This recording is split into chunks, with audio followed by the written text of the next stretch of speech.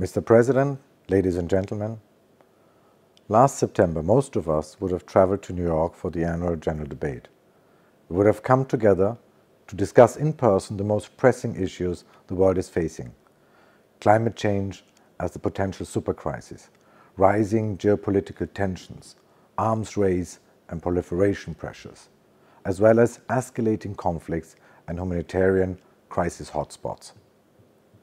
But we were stopped in our tracks, and large parts of the international diplomacy were grounded to a halt by an object invisible to the naked eye, the COVID-19 virus. This has been a truly demanding and difficult year for all of us, and the situation is still uncertain. As we speak, many countries are being ravaged by a second or even third wave of the pandemic. And even while we are struggling with the challenges of today, such as lockdown measures, travel restrictions, and the enormous pressure on our health systems, all of us rightly dread what might lie ahead of us: the lasting social and economic impact of the pandemic. We have only seen the tip of the iceberg of what's to come. The COVID-19 pandemic is more than a health crisis. It's an economic crisis, a humanitarian crisis, a security crisis, and a human rights crisis. COVID-19 has triggered the most severe recession in almost a century.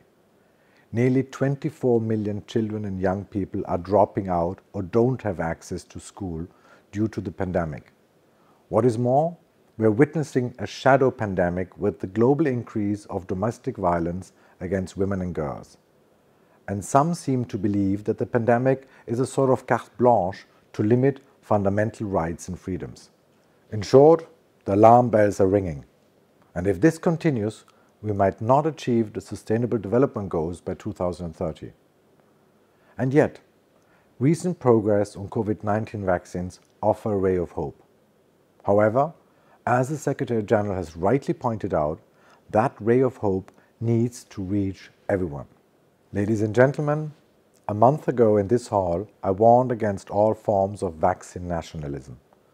Developing and distributing a vaccine should not become a new race to the moon.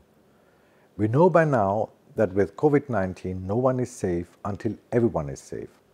Therefore, what we need now more than ever is solidarity within our societies and on international level. The best way to achieve this is by making early, fair and affordable access to vaccines a global priority. I'm encouraged by initiatives such as the ACT Accelerator and its COVAX facility.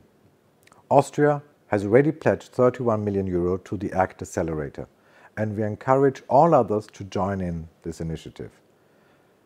In addition, Austria has shown its solidarity with partner countries by pledging 1 million euro to the UN COVID-19 Response and Recovery Fund, and we intend to further increase our contribution to a total of 2.1 million euro.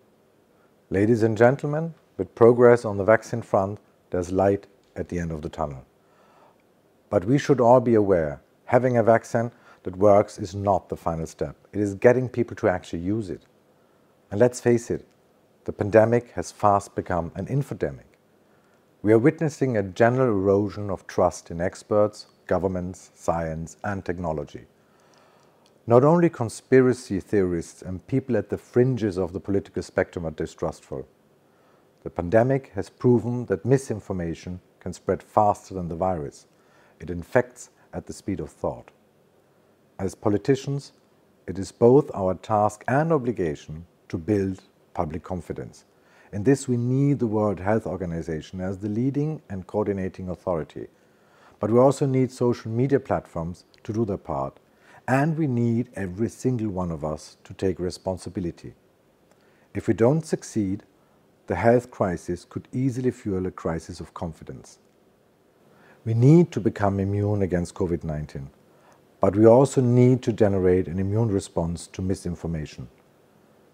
Let us act now, together.